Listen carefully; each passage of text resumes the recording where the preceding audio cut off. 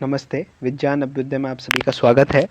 हम बात कर चुके थे, काल क्रिया पाद की बात चल रही थी, लेकिन वहाँ पर व्रत आदि से संबंधित बहुत सारी जानकारियाँ आ रही थी, तो उसे समझने में शायद थोड़ी कठिनाई हो रही थी। तो इस वजह से हम थोड़ा-सा पोर्शन गणित पाद का ले रहे हैं। एक बेसिक प्रस्तावना देंगे, एक बेसिक आधारभूत चीज़ों को हम बताएँगे, पूरा उसको डिटेलिंग में नहीं जाएँगे, उसकी पूरी डेरिवेशन नहीं जाएँगे, क्योंकि आर्यभट्ट जी ने मात्र एक श्लोक दिया है ना? और उसका प्रसार इतना हुआ है कि इनके आगे आने वाले गणितज्ञों ने बहुत बड़े-बड़े इनके प्रसार किए हैं, उसमें उदाहरण जोड़े हैं, उसमें कई-कई प्रकार की चीज़ें उन्होंने ढूँढी हैं और उसका विस्तार किया है, अलग-अलग फ़ॉर्मूले उससे निकाले हैं। तो इस वजह से हम इतना विस्तार में ना जाकर जो हमारे काम का है एक बेसिक इंट्रोडक्शन कि लोगों को पता चले कि इन्होंने गणित में क्या-क्या दिया आर्यभट्ट जी ने, है ना? तो जो बहुत रेयर चीज़ें थी, दुर्लभ थी, इन्होंने पहली बार वो चीज़ें देखने को मिलती है, उनसे लेके और जो कुछ आम चीज़ें हैं, उनको भी हम सबको क्रमबद्ध तरीके से, एक तरीके से देख लेंगे। गणित पाठ की हम बेसिक जानकारी पहले देख चुके हैं सारी बातों को, और एक पाई वाला भी हम उसमें देख चुके हैं। तो अब हम धीरे 1 बाय 1 श्लोकों से शुरू कर इसका थोड़ा-थोड़ा हम इसको सीखेंगे। ठीक है? तो पहले श्लोक में वही मंगलाचरण का होता है, तो उन्होंने मंगलाचरण किया कि ब्रह्मा जी को, उसके अलावा पृथ्वी, चंद्रमा, बुध, शुक्र, सूर्य, मंगल, बृहस्पति, शनि और नक्षत्र जितने भी हैं, है ना? तो नक्षत्रों को नमस्कार करके उन्होंने कहा कि कुसुमपुर में हूँ मैं, यहाँ पर जो ये पूजित ज्ञान है, बहुत ज़्यादा महत्व मिलता है इस ज्ञान को, वहाँ मैं इसका वर्णन कर रहा हूँ। तो एक बात यहाँ पर ये भी आप देखें कि यहाँ पर राहु और केतु का वर्णन नहीं है ना? जिनको नवग्रह कहते हैं, पृथ्वी नहीं है शामिल, तो पृथ्वी को ग्रह कहा गया है यहाँ पर, है ना? पृथ्वी भी गति करती है इस वजह से, ठीक है? तो इसको पृथ्वी को हटा दे तो आप 7 हैं बाकी, लेकिन इन्होंने राहु केतु का कहीं वर्णन नहीं किया है, तो इस पे भी थोड़ा आप ध्यान दें। मैं आपका ध्यान आकर्षित कर रहा हूँ इस बिंदु की ओर, कुछ भी अपनी टिप्पणी नहीं कर रहा, ठीक है? और हम इसको भी देख चुके हैं, जो ये वाला आता है, एक दशशत सहस्त्र अयुत नियुत, है ना? तो इसमें बात ध्यान देने वाली क्या है कि वेदों में, है ना, इससे बहुत ज़्यादा डीप में जाके, है ना, इसका वो दिया है वेदों में कि भाई बहुत सारी संख्याओं का दिया है ना? इस यहाँ तक तो इन्होंने अर्बुद और वृंत तक छोड़ दिया, वेदों में बहुत आगे तक दिया गया है ना? तो इस तरीके से, तो यहाँ पर ये कहते हैं कि इन्होंने इतना भी नहीं दिया, वेदों में इतने टाइम पहले इतना सारा दे दिया, उसका थोड़ा-सा ही आर्यभट्ट जी ने क्यों दिया? तो ये बता रहे हैं कि इन्होंने ज़्यादा नहीं दिया, जितना काम आता है उसका बताया है कि आप 10 का गुणा करते चलिए और आगे बढ़ाते चलिए इस क्रम को। इसको कह के एक इंट्रोडक्शन इन्होंने दे दिया। तो एक चीज़ आती है कि जो वेदों में, है ना, वेदों में वाली चीज़ आती है, तो उसके लिए थोड़ा अलग वीडियो बनाएँगे हम, वेदों में आपको गणित कहाँ-कहाँ मिल रहा है और कितना मिल रहा है ना? आप चौंक जाएँगे कि आप अभी कोई बात नहीं करता, है ना? जैसे हमने आर्यभट्ट जी के जो न्यूमरोलॉजी थी इनकी, है ना? मतलब उससे मत समझिए आज की जो न्यूमरोलॉजी, मतलब अंक ज्ञान है जो, है ना? तो इन्होंने क्या किया, बड़ी-बड़ी संख्याओं को एक छोटे श्लोकों में लिखने के लिए एक विधि विकसित करी, उस विधि को हम देख चुके हैं। लेकिन हमारे भारत में बहुत सारी चीज़ें हुई हैं, है ना? तो यहाँ पर ये दिया भी गया है कि श्रीधराचार्य, भास्कराचार्य, इन्होंने 18-18 स्थानों के नाम दिए। लेकिन आप देखिए वेदों में, है ना, प्रारंभ में ही इतने सारे नामों का वर्णन मिल चुका है, जो अपने आप में अद्भुत है। उसके लिए एक अलग से देखेंगे, है ना? आप यहाँ देख भी सकते हैं, हालाँकि ये रेफ़रेंस गलत है यहाँ पर, है ना? जो ये वाला है, यजुर्वेद में ये मिलता है ना? एक दशशत सहस्त्र अयुत नियुत प्रयुत अर्बुद निर्बुध समुद्र। हालाँकि एक चीज़ और है, जो लोग हमसे कहते हैं कि किसी ने अर्बुद कुछ कहा है, किसी ने कुछ कहा है। देखिए, जो जिसने दिया है वो उनके हिसाब से दिया है, उन्होंने किसी की ऐसा कॉपी नहीं की, है ना? जो उनके दिमाग में आया, जैसे उनको लगा, उस हिसाब से उन्होंने दिया है ना? तो सबके अलग-अलग चीज़ें मिल सकती है। वेदों में उसको अलग कहा गया होगा, यहाँ पर आर्यभट्ट जी हो सकता है अलग कह रहे हों, भास्कराचार्य जी अलग कह रहे हों, है ना? इस चीज़ को भी, बेसिक चीज़ को आप ध्यान रखें, है ना? उसके बाद बहुत बिल्कुल बेसिक चीज़ आती है ना, वर्ग किसको कहते हैं? चारों भुजा बराबर हों, है ना? और चारों कोण परस्पर बराबर हों, है ना? वर्ग 90 डिग्री पर होते हैं चारों कोण, है ना? तो ये 90 90 90 और चारों भुजाएं बराबर हो, ठीक है? तो ये हो जाता है अपना वर्ग, या फिर इसको समचतुरस्र भी कहते हैं ना, इसी क्षेत्र विशेष को वर्ग भी कह देते हैं, ठीक है? और घन क्या होता है? घन आपको पता है ना, 12 किनारे वाला ठोस होता है ना घन, जो होता है ना? तो इसमें 12 किनारे होते हैं, है ना? 1 2 3 4, 4 ऊपर 4 नीचे और 4 साइड में, है ना? तो 12 होते हैं, है ना? और इसके सभी कोण बराबर होते हैं, तो इसको घन कहते हैं। इसको कैसे निकालते हैं? 3 बार ए क्यूब बोलते हैं जिसको, है ना? एक भुजा को आप ए मान लीजिए, एक कै मान लीजिए, तो कै का वर्ग, है ना, या ए का वर्ग, कुछ भी कह लीजिए, एक भुजा का वर्ग होता है ना इसका आयत, ठीक है? जो इसका क्या कहते हैं कि जो इसको निकालना है अपने को, है ना? तो इस प्रकार दोनों को निकाल सकते हैं, है ना? कि भाई जो उसका आयतन है वो कितना होगा, कि उसके 3 किनारों का गुणनफल कर देंगे, आपस में गुणा कर देंगे, ठीक है? तो ये वाली बात हो गई, ठीक है? उसके बाद आगे क्या आती है? ये वर्गमूल की बात आती है ना, तो हम इसको यहाँ पर नहीं छेड़ेंगे। क्यों नहीं छेड़ेंगे? क्योंकि इसका वर्णन वहाँ पर हम कर चुके हैं लीलावती में, है ना? लीलावती जो भास्कराचार्य रचित है, वहाँ पर हम इसका पूरा डिटेल में वर्णन कर चुके हैं। इसी प्रकार घनमूल का भी वहाँ पर वर्णन हो चुका है, तो वहाँ पर आपको इजीली अवेलेबल है सारी चीज़ें, प्लेलिस्ट बना रखी है, आप वहाँ देखेंगे तो बहुत आसानी से मिल जाएगा। ठीक है।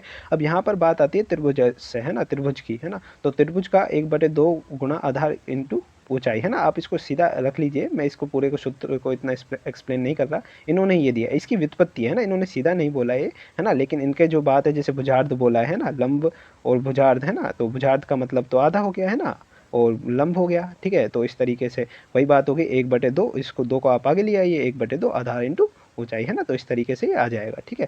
तो यहाँ पर ये बहुत बड़ा सूत्र है ना, अपने आप में। ये बहुत रेयर सूत्र है और बहुत काम आने वाला सूत्र है ना। ये भी बहुत बड़ी इनकी उत्पत्ति मानी जाती है, ठीक है। अब उसके बाद एक और चीज़ आती है ना, वृत्त की परिधि है ना, उसके आधे को अर्धव्यास से गुणा करने पर, है ना, अर्धव्यास यानी त्रिज्या, है ना। तो वृत्त की परिधि को, है ना, 2πr, आप इसी भाषा में समझिए क्योंकि आप इससे फैमिलियर है ना, इस वजह से इसको समझा रहे हैं, अन्य कोई कारण नहीं है ना। तो 2πr इंटू आर से गुणा करेंगे आप इससे ना, तो इससे करने पर क्या होगा, वृत्त का क्षेत्रफल मिलता है ना। तो वृत्त की परिधि के आधे को, है ना, एक चीज़ और याद रखिए, आधा रह गया था, वृत्त की परिधि की आधे को आप अर्धव्यास से गुणा करेंगे, ठीक है, 2 से 2, और आप देखिए कितना सुंदर सूत्र मिला, है ना। वृत्त का क्षेत्रफल क्या बोलते हैं हम, πr², ठीक है। यानी जो ये नियतांक है, इससे गुणा करने पर जो त्रिज्या का वर्ग से इसका गुणा करेंगे तो हमें वृत्त का क्या मिलेगा, क्षेत्रफल। तो अब भी आपको कोई भी कहे ना वृत्त का क्षेत्रफल किसने कहा, तो ठोक के कहिएगा, आर्यभट्ट जी ने कहा। कोई कहे कि आपको कि ये बेसिक चीज़ें किसने बताई कि त्रिभुज का क्षेत्रफल किसका होता है, वृत्त का क्षेत्रफल कितना होता है, तो आप कहिए, आप कोई भी ऐसा अंग्रेज दिखाइए, कोई भी ऐसा गणितज्ञ दिखाइए आर्यभट्ट जी की पुस्तक से पुराना, जहाँ इन चीज़ों का वर्णन मिलता है ना। तो यहाँ पर इसको ठोक कर आप रखिए, है ना, कि भाई ये चीज़ें हमने ही दी है ना, वृत्त का क्षेत्रफल हमने दिया है, त्रिभुज का क्षेत्रफल हमने दिया है ना, और इतनी बड़ी संख्याओं के नाम हमने दिए हैं ना। उसको आप मिलियन बिलियन अलग बात है, आप कर रहे हो तो, लेकिन उससे पहले हम आपके नाम इन नामों को दे चुके हैं और आप बता दीजिए आपने क्या नाम दिए, है ना। तो इस तरीके से, ठीक है। तो यहाँ पर ये वृत्त के क्षेत्रफल वाली बात हो गई है ना, ठीक है। तो इसके बाद और बात करें तो एक होता है, अब देखिए समलंब चतुर्भुज, है ना, जो विषम चतुर्भुज होता है ना, समलंब का आप समझ रहे होंगे इस तरीके से, है ना। तो यहाँ पर एक लंब डाल सकते हैं ऐसे करके, ठीक है।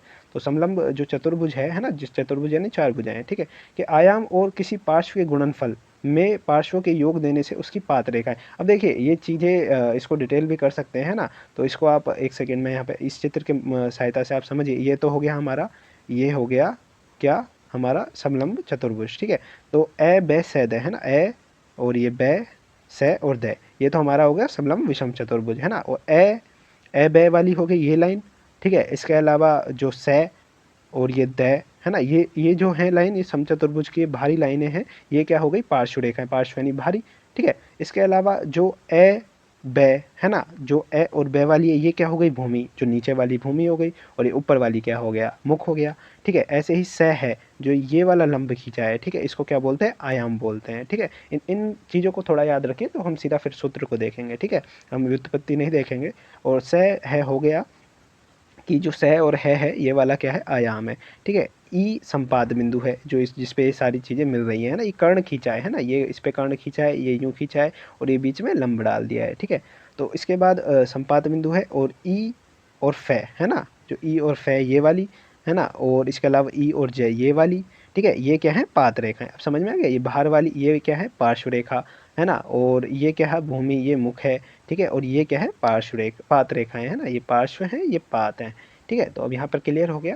तो अब ये सूत्र देख लीजिए, जो उन्होंने बोला वो सीधा सूत्र है ये वाला, है ना। आप इसको चाहे पढ़ भी सकते हैं, ई फे, है ना, ई फे बराबर क्या है, ई और फे देखिए आप, एक सेकेंड, ई और फे, है ना, यानी ये क्या है, पात रेखाएं, है ना। तो पात रेखा क्या है कि से द, है ना, जो से द यानी ये देखिए से और द, से द यानी भूमि, वो सॉरी मुख, है ना, मुख, और इफ और इज, है ना, इफ और इज यानी इस लंब को जोड़ दिया, ठीक है, और एबे और सैदे को जोड़ दिया, यानी नीचे वाले और ऊपर वाले को जोड़ दिया, ठीक है। अब इसको पढ़िए आप, है ना, आयाम, है ना, चतुर्भुज में आयाम, है ना, आयाम और किसी पार्श्व के गुणनफल में, है ना, आयाम क्या था इधर, ये रहा, देखिए आयाम, से और है ना, आयाम। तो यहाँ पर आप इसको तोड़ दिया है थोड़ा सा, तो यहाँ पर ये नहीं दिख रहा, लेकिन आगे ये दिख सकता है ना, आप इसको चाहे खुद भी करके देख सकते हैं ना, इस वाले सूत्र में देख लीजिए, है ना, ये से है ना, ये तो आयाम हो गया। और देखिए अब आगे देखिए, इसको हम यहीं पे लिख लेते हैं ना, जिससे आपको क्लियर है, आयाम क्या हो गया, से है, ठीक है। और पार्श्व, पार्श्व क्या हो गया, ठीक है, पार्श्व आइड साइड वाली है, तो उस हिसाब से उधर चुन लेंगे, है ना, कोई भी सैदय मान सकते हैं आप, ठीक है। अब उसके बाद इनके गुणनफल में, है ना, यानी सह है इंटू सैदय, भाग किसका देंगे, पात रेखा। पात रेखा किसको बोला था हमने, इफ और इज को, है ना, इफ प्लस इज। तो देखिए यही सूत्र आता है ना, और देखिए अब इसको देखिए, अब यही सूत्र आता है, अब देख लीजिए इसको, है ना। तो यहाँ पर यही है। अब इसको दो तरीक़ों से कर सकते हैं ना, जो इफ़, अब निकालना क्या है उससे, है ना, यदि हमें इफ़ निकालना है ना, तो इसमें सैदय इंटू इफ़ इज को जोड़कर और एबे और सैदय, यानी नीचे वाला और ऊपर वाला, भूमि और मुख को जोड़ देंगे इस तरीके से, है ना। तो आप कर सकते हैं, मतलब सिंपल मैं आपको आइडिया दे रहा हूँ कि किस तरीके से चीज़ें डिनोट की गई हैं यहाँ पर।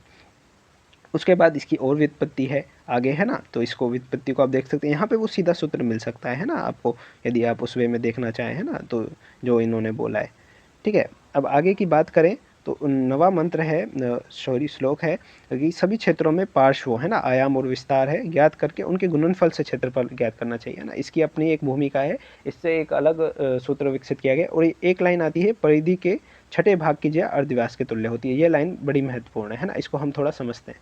देखिए जो इन्होंने क्या बोला कि परिधि के छठे भाग की जया, है ना, जो परिधि के छठे भाग जितनी यदि आपने ज्या खींची तो वो अर्धव्यास यानी त्रिज्या के तुल्य होगी, है ना। परिधि क्या है, ये वाली है ना, इसका छठवां आपने भाग ले दिया और इसकी एक ज्या खींच दी, ये ज्या हो गई, ठीक है। इसकी एक ज्या होगी तो ये किसके बराबर होगी, त्रिज्या के बराबर। इसको आप सिद्ध भी कर सकते हैं, सिंपल है ना। ये ज्या है, एक केंद्र पे इसके पे यहाँ पर एक रेखा डाल दी, ठीक है। अब इसकी जो रेखा डाली है, अब इसका कोण क्या होता है, 60 डिग्री का होता है ना। तो इस तरीके से ये सारे एंगल बराबर होके सम्मुख आदि करके तो इससे बराबर कर सकते हैं, है ना आप, क्योंकि छठवां भाग है ना, तो 360 होता है पूरा, है ना, तो उसमें 6 देंगे तो 60 डिग्री आ जाएगा, ठीक है। तो ये सभी कोण 60 डिग्री के होंगे। यदि 60 डिग्री के कोण हो गए तो ये क्या हो जाएगा, समबाहु त्रिभुज हो जाएगा। समबाहु त्रिभुज का अर्थ क्या है कि सभी भुजाएं समान है। तो ये भुजा है, ये क्या है, त्रिज्या है, ये भी त्रिज्या है। तो ये जो ज्या खींची थी, है ना, ये भी क्या होगी, त्रिज्या के बराबर हो गई, ठीक है। तो यहाँ